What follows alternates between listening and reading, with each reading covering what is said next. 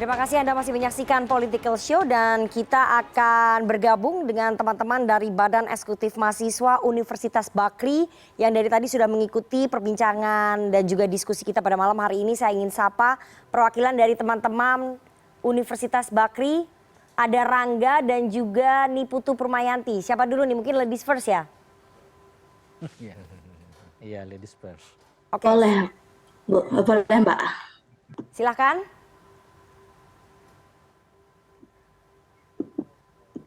Ya, langsung. Halo, apakah suaranya sudah terdengar? Oke, langsung. Mungkin langsung saja ya ke pertanyaan atau pendapat saya mengenai ancang-ancang Mas Gibran ini maju ke Pilgub.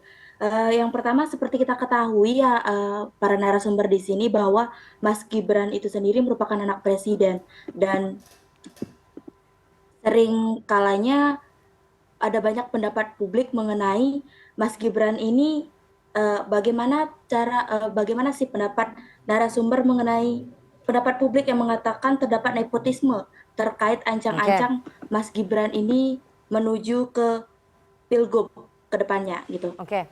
Dan pertanyaan saya yang kedua. Jadi di sini saya memiliki dua pertanyaan dan pendapat sebenarnya. Untuk yang kedua ini seperti yang kita ketahui kan Mas Gibran terkenal di kalangan anak muda menjadi sosok anti kritik ya. Karena banyak meme-meme dari Mas Gibran sendiri yang banyak bertebaran di Twitter yang menggait generasi muda juga untuk melihat Mas Gibran ataupun mendukung Mas Gibran seperti itu. Apakah itu menjadi salah satu trik Mas Gibran dalam menggait anak muda nantinya untuk depannya maju di bagus ini Pilgub pertanyaannya. itu, apakah tidak gitu? Itu sih pertanyaan saya. Oke, bagus. Terima kasih nih Putu. Saya mau ke Rangga. Rangga, Anda terinspirasi dengan sosok Gibran atau malah justru melihat bahwa Gibran ini hanya salah satu tokoh yang memanfaatkan privilege orang tuanya? Kalau menurut saya Mas Gibran itu sosok yang menginspirasi, terus juga dia punya cara kerjanya sendiri.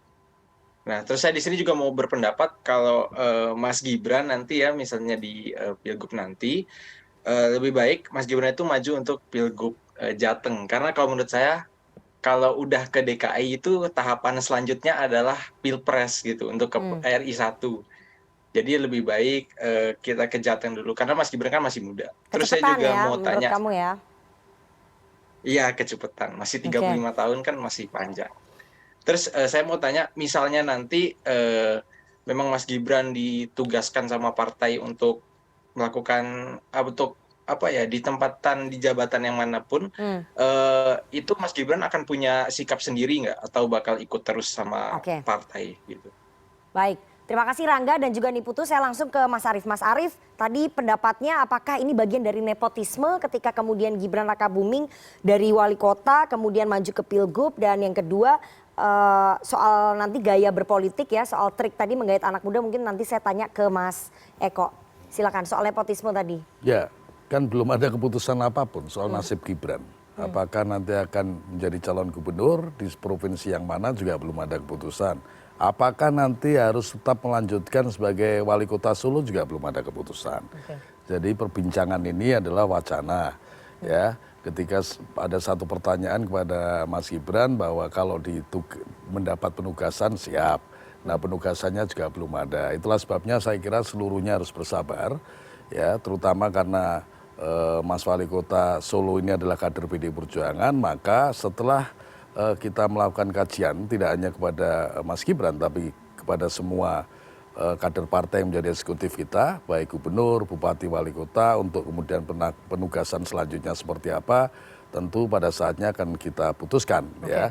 Itulah sebabnya kita tentu hari-hari ini lebih konsentrasi kita kepada pileg ya, dan persiapan pilpres. Tapi kecuali soal capresnya, karena itu urusan kewenangan dari ketua umum. Nah, untuk pilkada saya katakan juga rangkaian kerja politik yang tidak terpisahkan dari pileg dan pilpres. Maka nanti pilpres, hasil pilpres, pileg juga akan menentukan pada konstelasi berikutnya, terutama adalah strategi pemenangan pemilu kepala daerah tahun 2024. Oke, jadi hasil pilpres nanti akan menjadi acuan dari PDI Perjuangan. Pilpres dan pileg. Hasil pileg dan pilpres yang akan menjadi acuan dari PDI Perjuangan untuk mengkonsolidasikan ya, ataupun bersiap menghadapi pemilihan kepala daerah. kepala daerah 2024 Serentak November 2000. ya. Serentak. Serentak Ya. ya, November kan? Ya. Oke. Nggak maju kan? Kenapa? Nggak maju kan? Loh, jadwalnya kan masih November. Oke, jadwalnya masih November meskipun banyak yang pengen maju ya. Jadwalnya Oke. masih November. Oke. Mas Eko, kalau tadi disampaikan oleh teman-teman mahasiswa bahwa ada gayanya sendiri, ada caranya sendiri Mas Gibran yang mungkin lekat dengan anak muda. Apakah itu memang triknya, gaya berpolitiknya untuk enggak. menggait suara anak-anak muda? Enggak, memang Mas Gibran ini kan kalau dilihat usianya maju pilkada 33. Jadi tambah 2 tahun. Nah, sebetulnya kan masih masuk generasi Milenial. milenial. Kan. Nah, artinya ke generasi yang berikutnya, generasi Gen Z jelas masih sangat bisa. Beda dengan kami-kami ini. Oke. Nah, artinya itu memang karakter dia. Itu adalah karakter dia. Sehingga kadang-kadang kita nggak bisa ngikuti lompatan-lompatan yang misalnya dengan kayak apa tadi Avatar dan sebagainya. Saya enggak, itu anak saya tuh. Oke. Kira-kira begitu. Nah, artinya ada karakter itu. Nah, tapi juga ini semua kan dia juga tidak hanya dari aspek karakter itu. Selama kemudian dia menjadi politisi, menjadi wali kota kan juga berhubungan dengan beberapa tadi Mas Arief, Bu Mega, terus kemudian para pemimpin-pemimpin dari partai-partai yang lain yang sering ketemu dan sebagainya. Itu kan membuat istilahnya insight-insight yang ada di dia. Yang itu bisa di-make lah antara bagaimana karakter dia kemudian dengan insight-insight politik yang dapat dari beberapa. Tapi memang gaya berpolitiknya mencoba untuk menggait suara anak muda ya. Itu memang ceruk politiknya Mas Gibran ya. Enggak hanya Mas Gibran. Kalau kasih tahu ya, kemarin saya ini ada kelompok forum OSIS ya di sebuah daerah jauh sekali, Purbalingga. Forum OSIS ya. Mereka berkumpul, mereka bikin tema tentang perubahan iklim. Saya harus datang. Karena ini platform buat saya. Karena 80 juta, 40% pemilih besok itu kalangan milenial. Dan perubahan iklim itu menjadi isu nomor 2 yang digandrungi anak muda. Mereka saya tanya Blackpink, mereka saya tanya Coldplay, mereka saya tanya Binaris. Lu Bapak kok tahu itu? Ya anak saya. Oke, baik. Itu memang ceruknya. Mas, kita waktunya nggak banyak ya, jadi sikat-sikat saja. Mas Nabil, Anda sepakat bahwa kecepatan kalau misalnya Mas Gibran maju ke Pilgub DKI, tadi ada salah satu yang menyarankan Mas Gibran di Pilgub Jateng aja.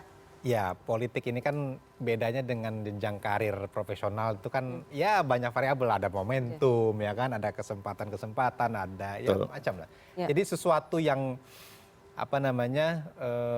tidak bisa kita ukur dengan suatu variabel yang jadi kalau Jadi saya gimana nih menurut PKS? Kalau saya kembali begini, silahkan PKS Mas nih Gibran sopan banget nih sama Mas Gibran nih. di sisa masa waktunya untuk membuktikan dirinya saja. Itu saja.